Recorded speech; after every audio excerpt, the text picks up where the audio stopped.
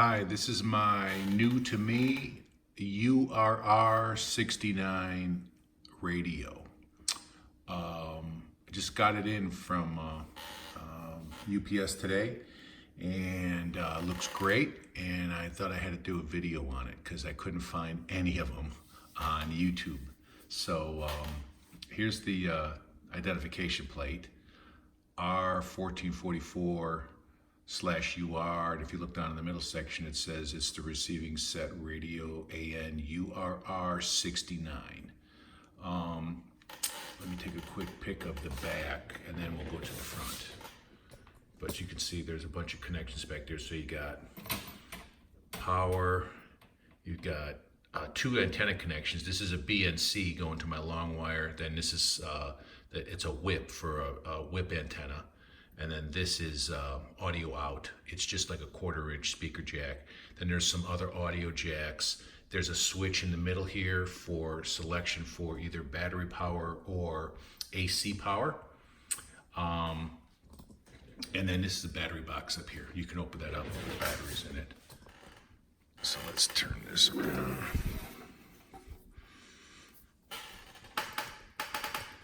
So what attracted me to this, well, besides the fact that I never even knew it existed until I just happened to trip over it at a search, but what attracted me to it is I'm a big fan of like an R-390 and an R-392, like that.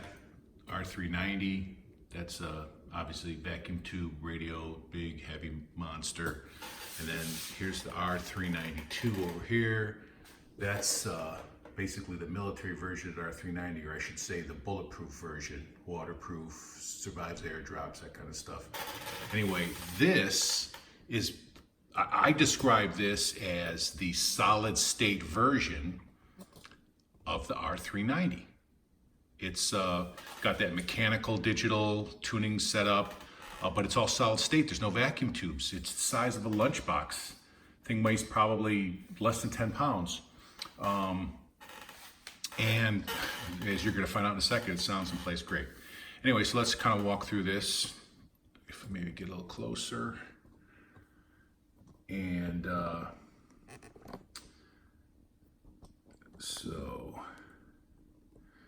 let's start with the controls on the front. At the top, these are the two antenna connectors. One is for a whip. One is for a BNC for a 50 ohm, like a long wire, and those are mirrored on the back. And then there's a switch right here to switch between 50 ohm or whip. You flip it up or down. And then right here, you've got the light. So when it's on, you can put it up and the light will be on all the time. Center is off, and then the down is when the battery's in, so you don't burn it up. It's just a momentary switch. You push it and let it go, and it'll go back to off. Then over here is for the signal meter. It's a little simple signal meter. It's not very complicated or anything like that. But so the center obviously is off. Down, it will do the signal level while it's running. And then while the radio's on, you could put it up like a momentary again, and it will reflect how much power is in there. It's supposed to be for the battery, so you can tell how, if your batteries are good. There's like a little green or red section up in there. Really hard to see on this camera. Anyway, so got that. Move down to your RF gain and your AF gain. So AF gain obviously is just volume. RF gain is, you could manually adjust it, but if you put it all the way over till it clicks, it locks into the AGC, automatic gain control. And so for like AM listening, that's probably where you want to leave it all the time anyway. Down here is another audio out jack, just a 1/4-inch, like a speaker jack. Here's a bandwidth selector. It's got 3 bandwidth positions, 1, 4, and 25. 1 is supposed to be dedicated for CW, excuse me, code. 4 is for sideband and AM broadcast, and then 25, which is really wide, that's for FM. And this thing has FM, and which I don't really understand on this radio because it only goes up to 30 megahertz. So must be some kind of military thing. Anyway, so those are your 3 band options. Then you've got, here, I'll do this one last. So you've got off, CW, lower sideband, upper sideband, AM and FM. Okay, so you can pick what you want. Here's your tuning thing, just like on an R-390, you've got your like kilohertz dial and your megahertz dial. And the kilohertz dial has this nice little folding pop-up like thing to, like a handle knob to twist. So you could tune it like that. I was just running my favorite AM station here. And then this thing here is kind of like a fast or slow option for the tuning thing. So when it's in scan, it doesn't tune the last number, which is like 1 hertz or something like that, and you can get through a band pretty quick. And if you turn this up to tune, it locks in slower, and you can get this fine tuner set. The reason I'm not going to flip that right now, I might do it later, is it's hard to get it back to zero. As you can see, it's not perfectly on zero because it's like there's some hysteresis or something when you lock it in and you have to turn this, or some lost motion. But anyway, we'll cross that bridge when we come to it. But anyway, let's turn this thing on. Oh, I have it hooked up in the back to just a speaker, just an LS-166 speaker. That's just like a little military speaker.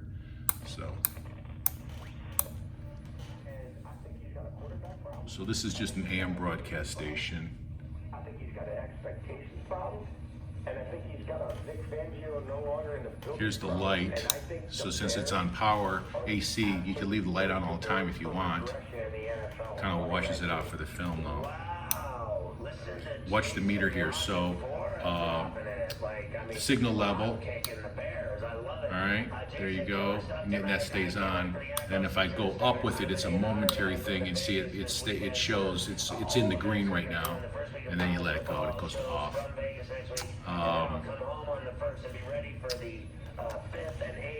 This is just like I said, just a long wire, and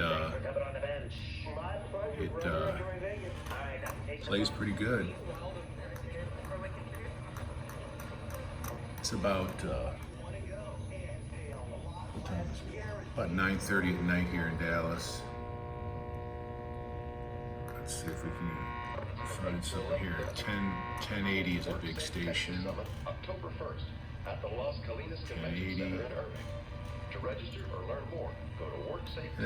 And then the megahertz dial, you can flip that. So that's going up. So if we want the lower end of the band, we can go this way.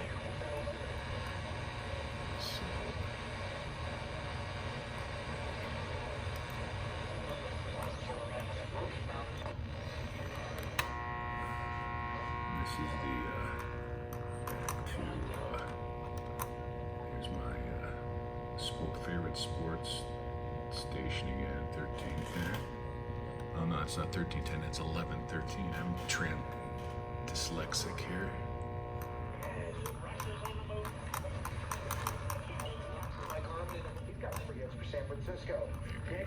Oh, one cool thing I want to show you. So on a really strong station with good reception like this, we're actually on 25 kilohertz bandwidth. There's 4. You know, still sounds all right on 4. 1, that's for CW, very narrow. 4 would be normal for like AM, but this 25 is for FM. But on a strong station, man, this thing really sounds really good, even through that little, you know, small, tiny little LS-166 military speaker. But let's go up and see if maybe we can find WWV or some shortwave stations or something. Right? So turn this 2, 3.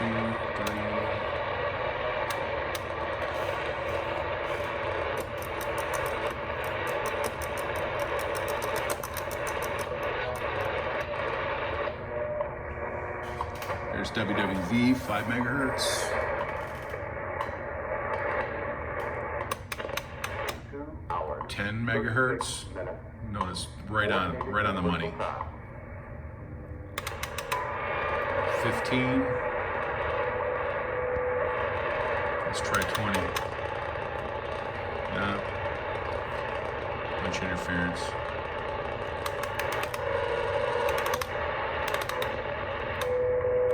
Let's scroll up to the 5 megahertz band. There might be some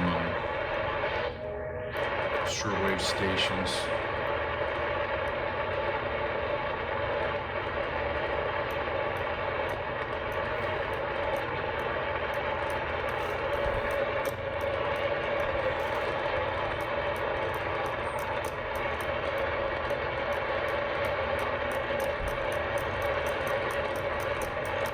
Probably should have been a little more prepared and maybe looked them up and see what was active. But works good. Well, let's go to try some ham stuff.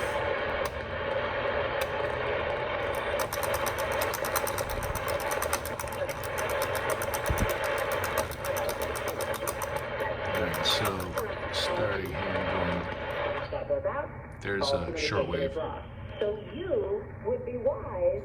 So going down. So let's flip this to tune now. Now watch, it kicks in. See that? And now it slow tunes. So going down, we should maybe, let's put it on lower sideband. 4 kilohertz bandwidth. See if we can find anything.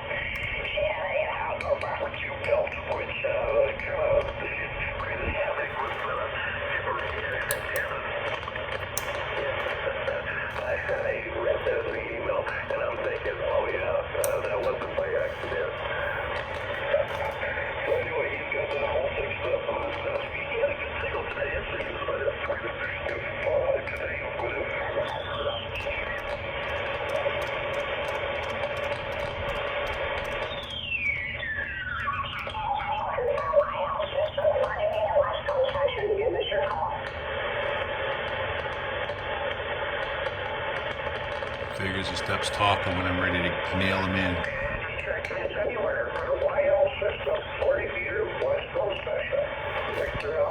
So these are the hams on lower sideband. I think that's called 40 meters.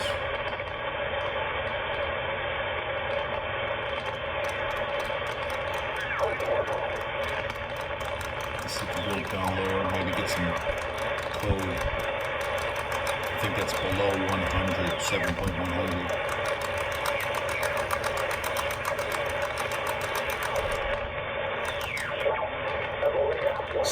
See how you lose about a half when you go in, right? So it's on 0.5, all right? So let's stop this at 5 and then put it on scan. And as you're tuning it, it goes about 5 before it clicks in. There, we went about 7 on that one. So we're stuck at 8, see that? But let's just use this to get down here and put it back up.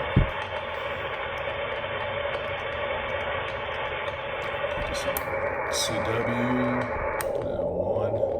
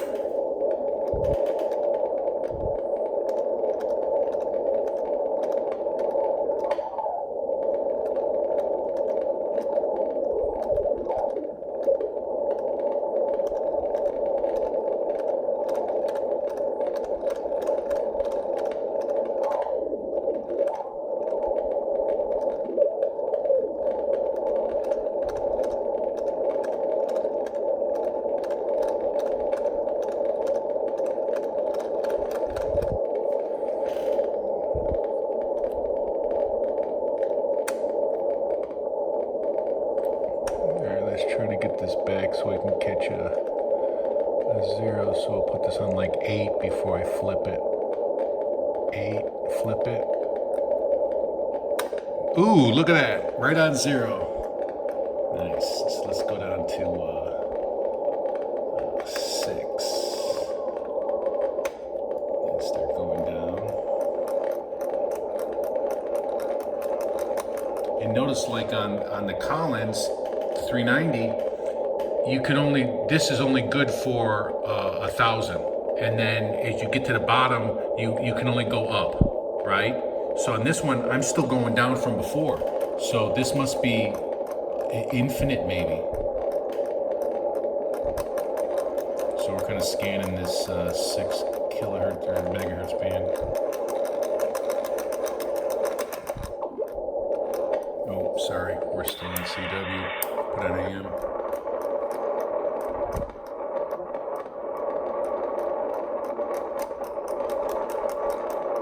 All right, so yeah, so you see it went down past 0 to that. So let's go to, we already did that. Let's go to 7 and we'll go up. All right, so.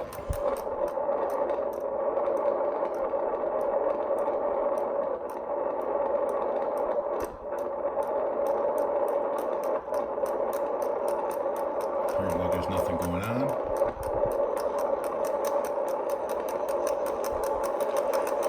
Whenever I do all this and I don't hear anything for a long time, I'm like, oh man, I broke the radio, darn it. So what I'd like to do is go back to something I know works and then just tune in a station I know is there.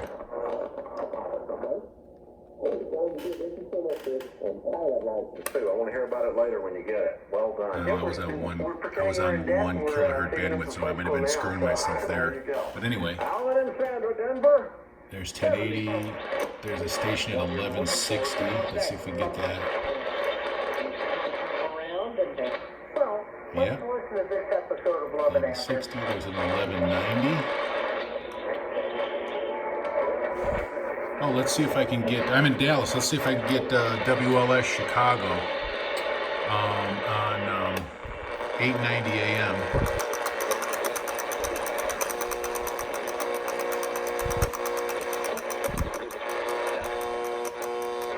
So 780 is WMAQ, but without a directional thing, like without a ferrite bar and stuff, it's kind of hard to just get it with just a long wire.